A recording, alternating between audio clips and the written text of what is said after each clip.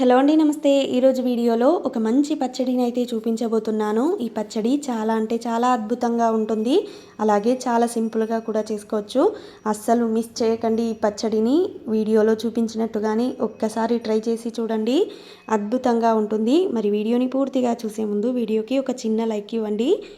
Gas పై కడాయి పెట్టుకొని కడాయిలోకి కొంచెం oil వేసుకోవాలి. ఆయిల్ వేడైన తర్వాత 3 మీడియం సైజ్ ఉల్లిగడ్డలు తీసుకొని ఇలా పెద్ద పెద్ద ముక్కలుగా కట్ చేసుకొని వేసుకోవాలి. ఆ తర్వాత కొంచెం ఉప్పు వేసుకుంటున్నాను. వేసుకొని ఇదంతా ఒకసారి కలుపుకోవాలి. ఉల్లిగడ్డలు కొంచెం కలర్ చేంజ్ అయితే చాలు, అంతవరకు వేయించుకుంటే సరిపోతుంది. అలాగే దీంట్లోకి ఒక వెల్లుల్లి గడ్డ ఇలా పొట్టు తీయకుండా అలాగే వేసేస్తున్నాను. ఇప్పుడు చిన్న టమోటోలు ఒక 6 తీసుకున్నాను. బాగా పండిన టమోటోలు తీసుకున్నాను. ఇలా పెద్ద పెద్ద ముక్కలుగా కట్ చేసుకొని వేసేసుకోవాలి. వేసుకొని అంతా ఒకసారి ఆయిల్లో కలిసేలాగా కలుపుకోవాలి. ఆ తర్వాత దీంట్లోకి నేను పచ్చిమిరపకాయలు అయితే వేసుకుంటున్నాను. కారం వేసుకోవడం లేదు. ఒక 10 పచ్చిమిరపకాయలు వేసుకున్నాను. ఈ పచ్చడికి పచ్చిమిరపకాయలు వేయడం వల్లే మంచి రుచి వస్తుంది. కాబట్టి ఖచ్చితంగా పచ్చిమిరపకాయలే వేసుకోండి. ఇదంతా కూడా ఆయిల్లో కలిసేలాగా కలుపుకోవాలి.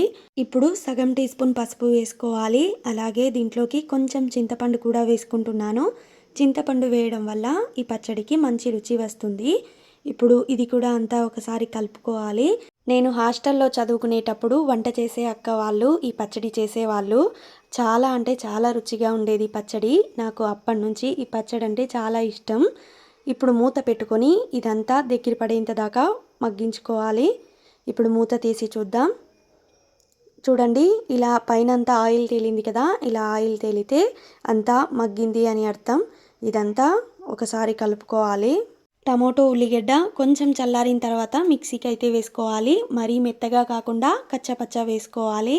చూడండి, పచ్చడి అయితే రెడీ అయిపోయింది. చాలా సింపుల్గా చేసుకునే పచ్చడే, కానీ రుచి మాత్రం అద్భుతంగా ఉంటుంది. తప్పకుండా మీరు కూడా ఒక్కసారి ఇలాగే ట్రై చేయండి. చాలా అంటే చాలా రుచిగా ఉంటుంది. మరి ఈ వీడియో నచ్చితే వీడియోకి చిన్న లైక్ ఇవ్వండి. ఈ పచ్చడికి తాలింపు కూడా పెట్టనవసరం లేదు. ఈ పచ్చడి ఉప్మా, చపాతీ, రైస్లోకి కూడా అద్భుతంగా ఉంటుంది. అలాగే ఇలాంటి ఇంకెన్నో మంచి మంచి వీడియోలు కావాలి అంటే మన ఛానల్ని ఇప్పుడే సబ్స్క్రైబ్ కూడా చేసేయండి.